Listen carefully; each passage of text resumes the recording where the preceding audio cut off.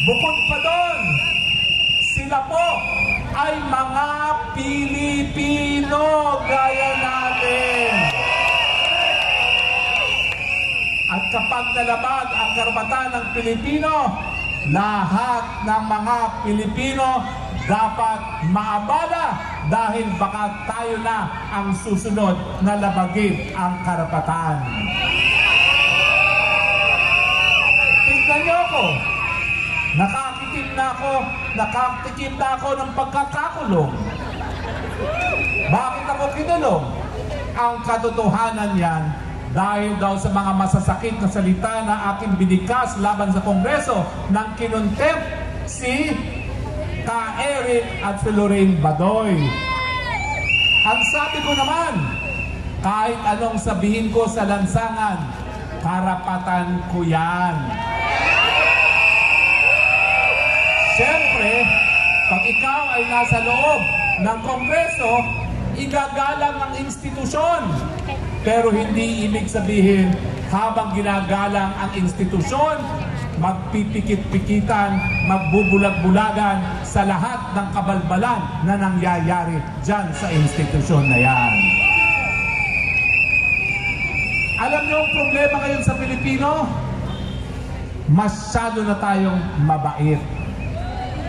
Masyado tayong mapagpatawad. Masyado tayong cool. Masyado tayong mahilig sa social media. Na akala natin, palibasa nanonood tayo ngayon sa social media, sapat na suporta na yan para ipagtanggol ang karapatan ng mga Pilipino na yinuyuraka ng mga karapatan. Hindi po. Ang teknolohiya ng ating internet, para po yan tayo ay makapag-usap. Para po yan ay tayo makabuo ng samahan. Pero kinakailangan pa rin po, ipakita natin ang lakas. Dahil pag hindi natin pinakita ang lakas, hindi tayo pakikinggan ng mga nagbubulag-bulagang, nagdidigimigihang gobyerno. Kaya mga nasa social media, ang dami kong followers, ang daming nanonood.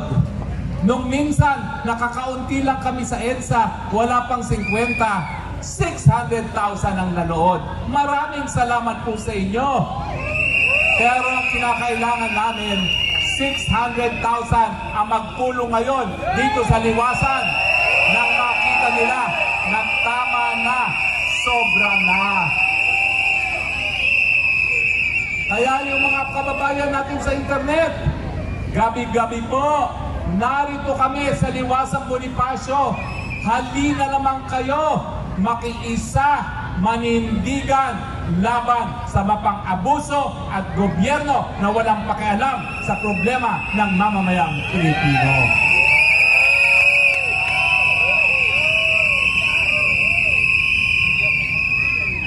Ano ba ho talaga ang kasalanan ng mga grupo gaya ng KOJC at SFNI? Ang kasalanan po, minsan sinuportahan namin para maging presidente. Dahil naniwala kami na babaguhin niya ang imahe ng kanyang pangalan na Marcos.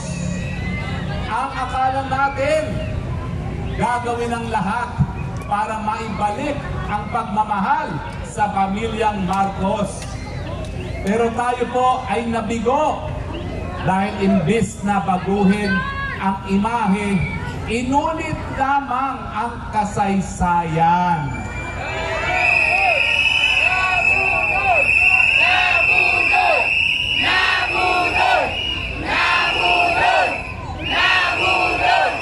Nabudol! Nabudol! Nabudol! Tunay pong masakit ang nangyari sa atin. Nabudol talaga tayo ng Marcos Jr. Ngunit mga kababayan, tama na yan pagkaawa sa ating sarili dahil tayo'y nabudol. Tama na yung pagsisisi sa ating mga sarili na bakit tayo nagpabudol. nangyari na po yan, tanggapin natin. But let us move on. At kinakailangan mapanagot ang mga nagbudol.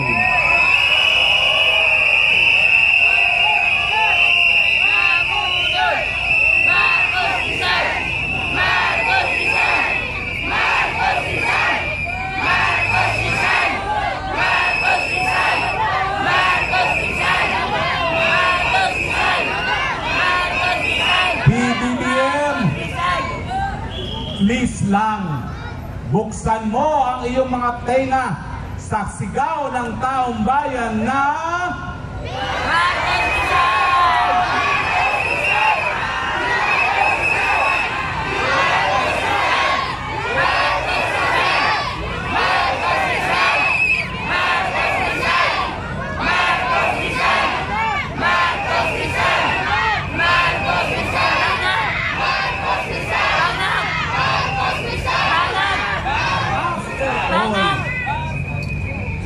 naibalik mo naman ang Marcos sa Malacanang.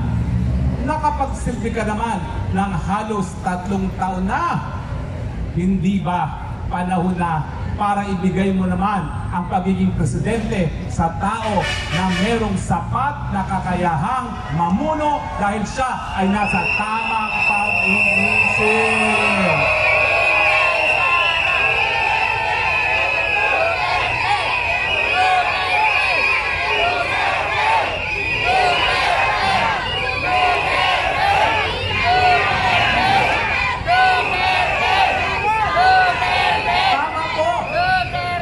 Meron talaga tayong vice presidente na po pwedeng pumalit kung hindi na kaya ng presidenteng mamuno.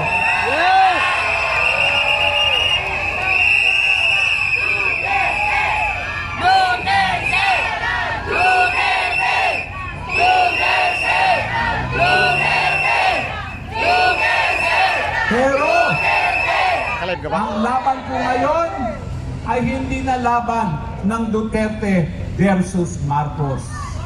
Ang laban po ngayon, laban ng kabutihan, laban sa kasamaan.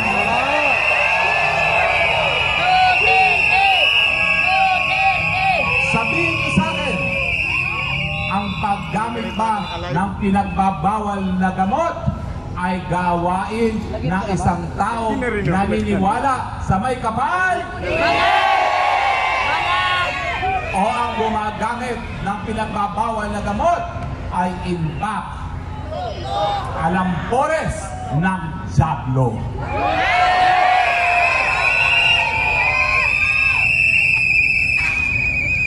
I hate drugs.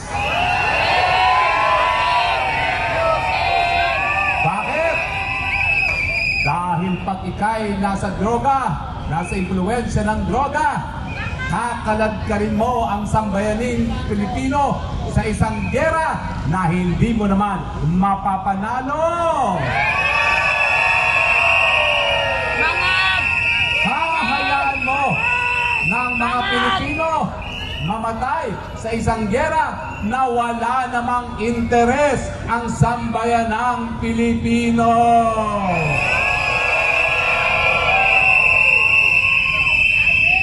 Pag ikaw ay nasa impluwensya ng pinagbabawal na droga, hindi mo mabibigyan ng solusyon ang walang pigil na pagtaas ng presyo ng bilihin.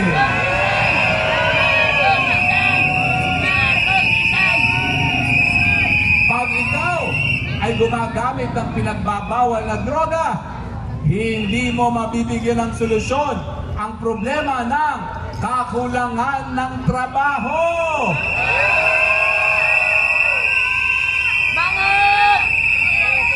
Pag ikaw gumagamit ng pinagbabawal na droga, hindi mo masusolusyonan ang problema ng napakababang sahod ng manggagawa.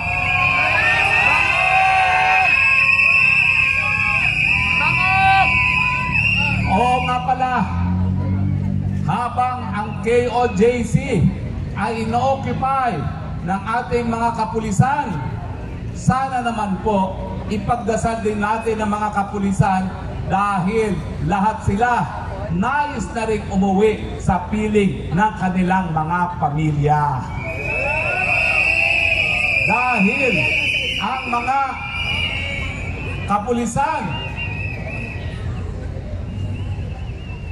ay nais na rin magpahinga gaya natin at hindi dong nakatayo na naghahanap ng multo.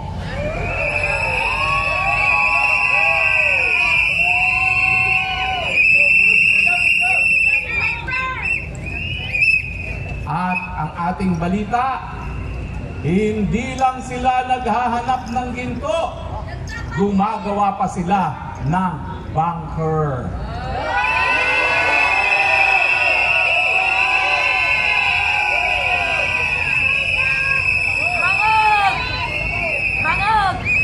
Ano ang kanilang pakay sa bunkers? Pagtataguan. Magpapapasok sila di umano ng mga kabataan na di umano ay biktima ng human trafficking.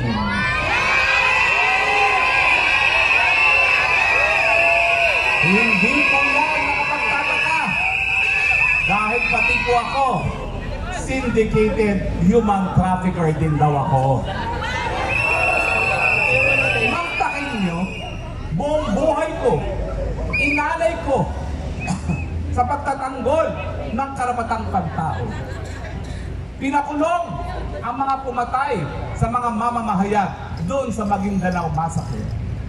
Pinaglaban ang isang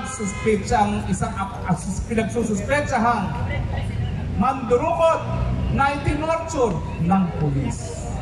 Pinaglaban ang transgender na si Jennifer Laute matapos patayin na parang hayop ng isang Amerikanong marino na nagkamali sa kasarinlan ni Jennifer Laute, as if kasalanan ni Jennifer yon. Pinaglaban ang mga karapatan ng ating mga lola na walang awang pinaggagahasa ng mga Hapon nung panahon ng pangalawang pandaigdigang digmaan na hanggang ngayon hindi nabibigyan ng remedyo ng ating gobyerno. Sa lahat ng aking nagawa para taguyod ng karapatang pantao, ako pa raw ngayon ang human trafficker. Naniniwala ba kayo?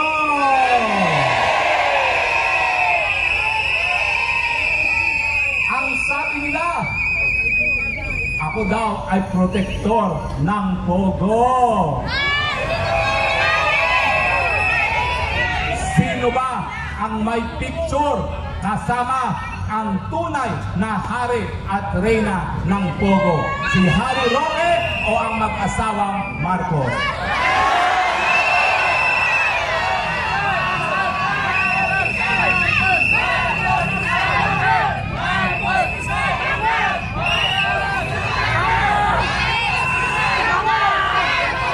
Nagsalita na po yung aking kliyente na wala tayong kinalaman sa Pogo. And yet, pakikinggan ba nila? Bakit? Dahil tayo ay kritiko ng administrasyon na dapat mapatahimik. Ang aking mensahe sa kanila, sige, nakatikim na ako ng pagkakulong. Ituloy nyo muli. Pero miski pagkakakulong, hindi po tayo magpapasupil. Mas mabuti pa, patayin nyo na lang ako. Dahil hindi po ako papayag na matahimik sa kabila ng mga hindi makataruang pangyayari sa lipunan.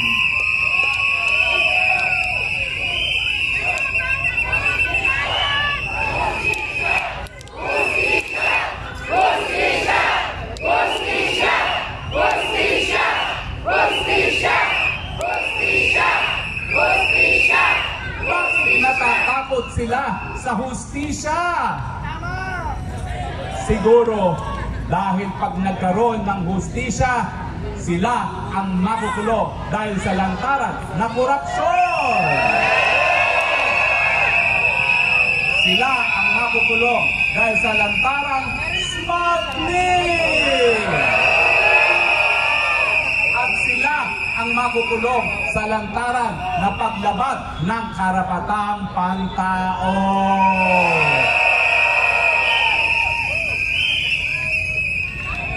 Kaya mga kababayan,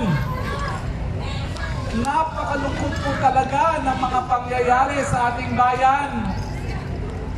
Nung minsan, pinatalsik natin ang ama, ang akala natin magkakaroon na ng tunay na demokrasya.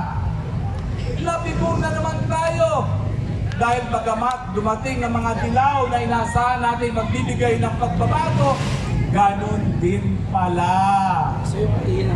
At sinundan pa ng isa na namang presidente na napatalsik din sa posisyon dahil sa bisyo. Ano na ang mangyayari sa Pilipinas? Ako po'y naniniwala na matapos tayong mabudol ng isang presidente, sunod-sunod ng mga presidente, magkakaroon din tayo ng presidente na ating talagang kinakailangan. At yan po ay si VP Sara Duterte. VP Sara Duterte! Inday Sara Duterte! Inday Sara Duterte! Inday Sara Duterte! Inday Sara!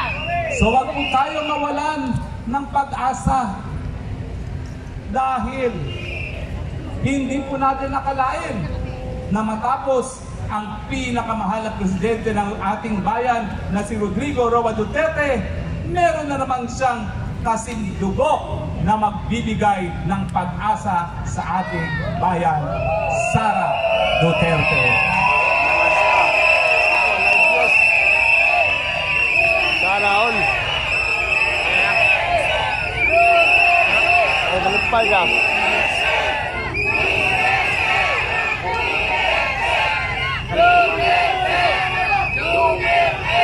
Nakita niyo ba kung paano 300 siya lang viewers ko. tinangkang lapastanganin doon sa Kongreso?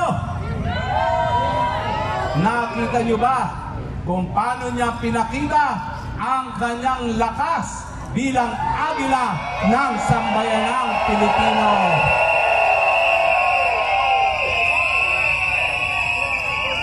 At yan po ang tadhana ng Pilipinas. Matapos ang sunod-sunod na mangbubudol, nandyan na po ang agila, Inday Sara Duterte.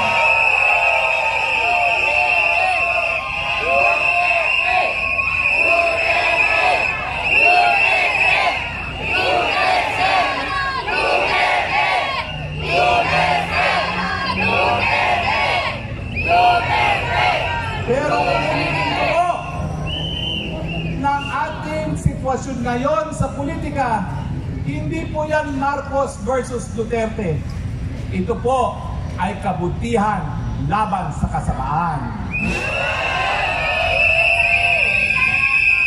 Ang pagtutol sa droga at ang paggamit ng droga.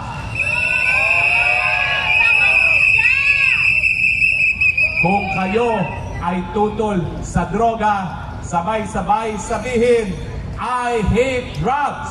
I hate drugs! I hate drugs! I hate drugs! I hate drugs! I hate drugs! I hate drugs! I hate drugs! I hate drugs! I hate drugs! I hate. Pero muli po, ang aking panawagan sa sigurado kong mga milyong nasa internet na, kinakailangan po lumabas din kayo. Salamat sa inyong views, salamat sa inyong mga likes, pero ang kinakailangan natin, kapit bisik sa kalye dahil dyan tayo pakikinggan.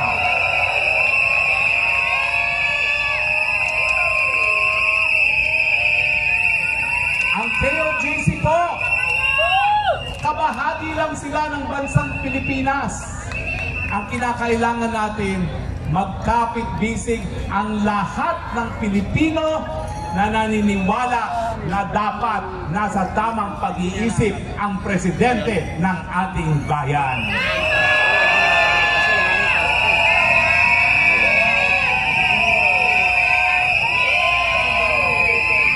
Hindi na po tayo titigil sa pagpupulong dito sa Liwasan hanggang tayo po ay makapuno ng luneta at panahon na para bawiin ang Malacanang ibalik sa taong bayan, hindi sa elitistang mga Pilipino.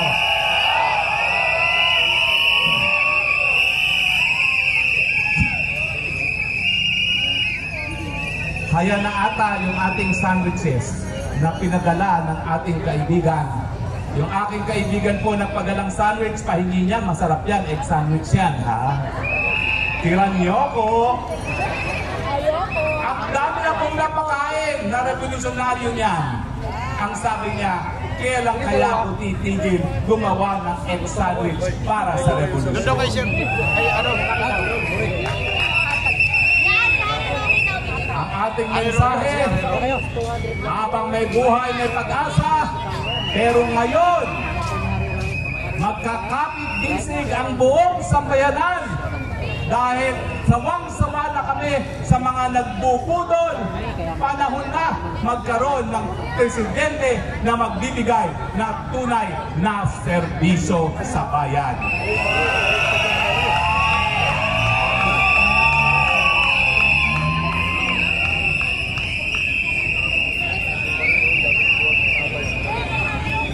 Gusto niyo na bang umuwi? Mabuti naman dahil malayo pa ang madaling araw. Dahil pagdating ng bungang liwayway, meron tayong bagong pag-asa ng Pilipinas, mapapait sa ilalim ng mga lider na tunay na nagmamahal sa bayan at hindi magsasamantala sa bayan. Pero dahil ako po'y kakagaling lang sa sakit, hindi halata. Nung unang araw na nandito tayo, walang boses ang Harry Roque at talagang uubo-ubo. Pero dahil importante makipagkapit-bisig sa sambayan ng Pilipino, hindi lang sa KOJC, pinilit na lumabas sa kanyang kama galing sa pagkakasakit at ngayon naninindigan kasama ninyong lahat.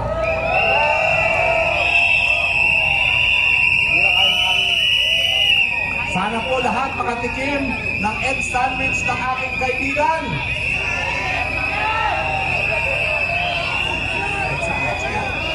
Hoy, pangingin egg sandwich, masarap yan. Bigyan niyo ako isa, ha?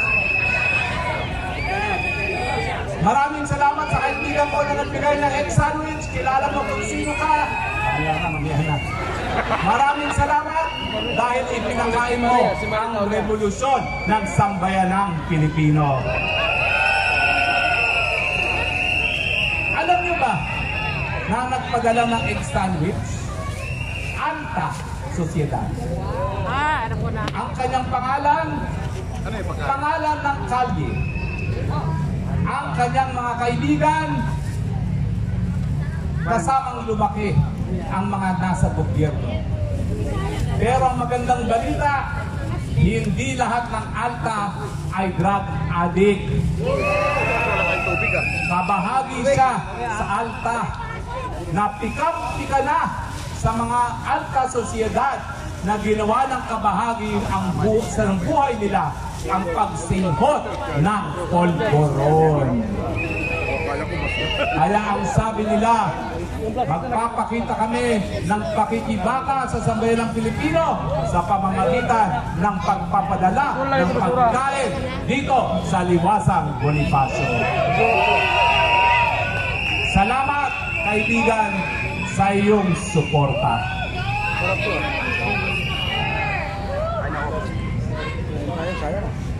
Anyway, ngayong dumating na ang pagkain, pwede na akong tumigil magsalita.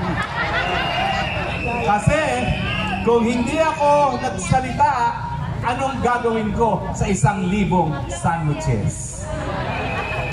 Mahirap maubos ang 1,000 sandwiches. Lahat ba kayo may tinapay? Kung wala, meron pa po dyan na iikot dahil sigurado po tayo 1,000 yan at meron pang pack meals. Patunay po na pati po ang mga alta sosyedad nandidiri na sa mga durugista at bangag na alta sosyedad. So mga kaibigan, bago ko tuluyang mawala ng boses muli ngayong araw, hayaan niyong ako po ay magpasalamat sa inyong lahat. Dahil ang ginawa ninyong pakikibaka ngayon, ito po ang simula ng bagong bukas para sa sambayanang Pilipino. Ano po ngayon ang sigaw ng sambayanang Pilipino?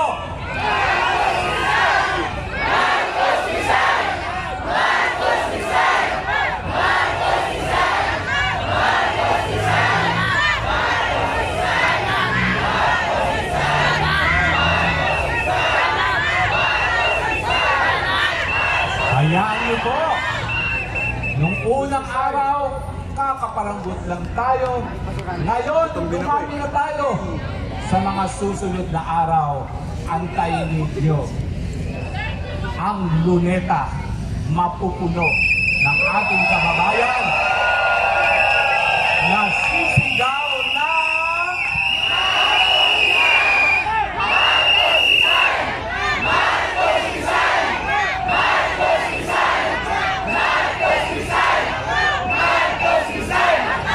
mabuhay po ang Republika ng Pilipinas!